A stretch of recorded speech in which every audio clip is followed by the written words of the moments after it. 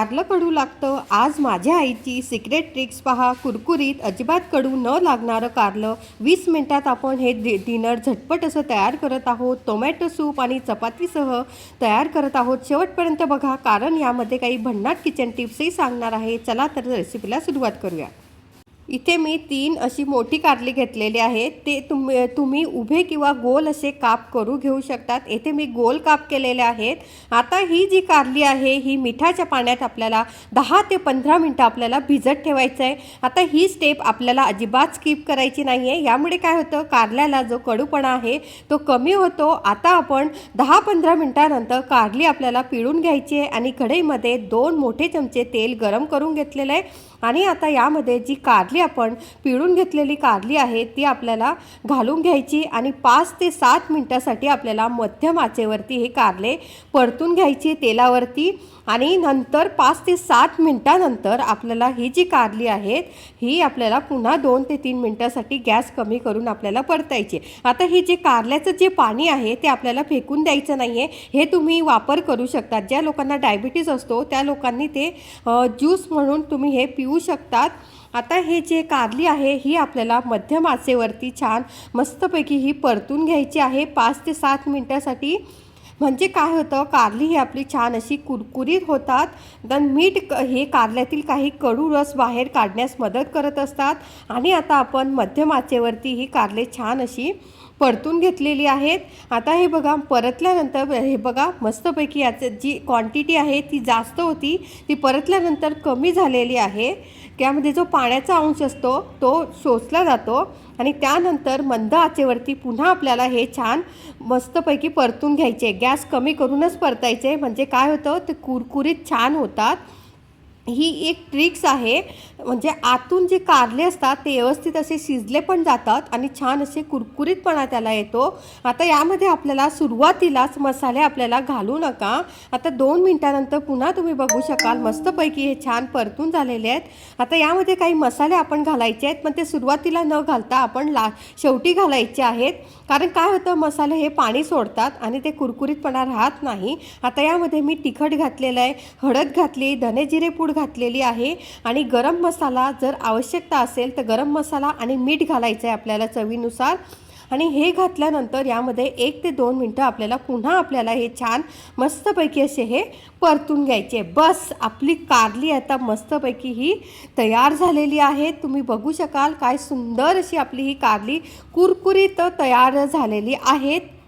आता आपण tomato soup बनवत आहोत. एकदम झटपट असं तयार होतं. 1 ते 2 मिनिटात तयार होणारं हे सूप आहे.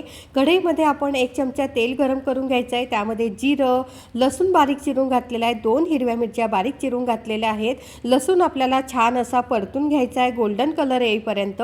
त्यामुळे सूपला छान असा सुगंध येतो आणि टेस्टसुद्धा येते. आणि नंतर यामध्ये बारीक चिरलेला एक छोटा कांदा मी घेतलेला आहे तो आपल्याला यामध्ये घालायचा आहे. तो सुद्धा आपल्याला 1 ते 2 मिनिटासाठी परतायचा आहे. आता हे बघा, आपला कांदा जो आहे तो आपण छान परतल्यानंतर आता 2 मोठे टोमॅटो आपल्याला घ्यायचे आहेत आणि हे 2 मोठे टोमॅटो आपल्याला यामध्ये घालून घ्यायचे आहेत. टोमॅटो घातल्याबरोबर पाणी घालू नका. आधी थोडं परतल्याने टोमॅटोची चव अधिक खुलते.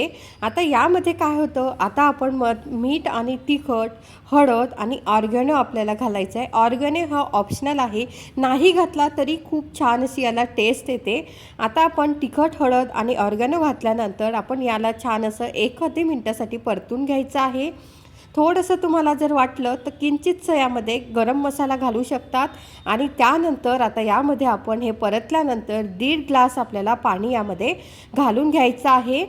आणि सगळ्यात शेवटी आपण यामध्ये कोथिंबीर घालणार आहोत. आणि 1.5 ग्लास पाणी घातल्यानंतर याला उकळी येऊ द्यायची आहे. उकळी आल्यानंतरच आपण यामध्ये मीठ घालायचं आहे आणि मीठ घातल्यानंतर सगळ्यात शेवटी आपल्याला कोथिंबीर घालायची. टोमॅटो थोडे परतल्यामुळे त्याचा नैसर्गिक जो गोडवा आणि चव अधिक चांगली बाहेर येते आणि त्यामुळे सूप जे आहे ते अधिक स्वादिष्ट लागतं. बस, आपल्या इथे टोमॅटो सूप तयार आहे. छान मस्तपैकी उकळी आलेली आहे. आणि आता हे जे सूप आहे ना, हे तुम्ही गरमागरम चपात्यांसोबत किंवा भात असेल तर भातावरती किंवा मूग डाळीची मऊ खिचडीसोबतसुद्धा हे छान लागतं.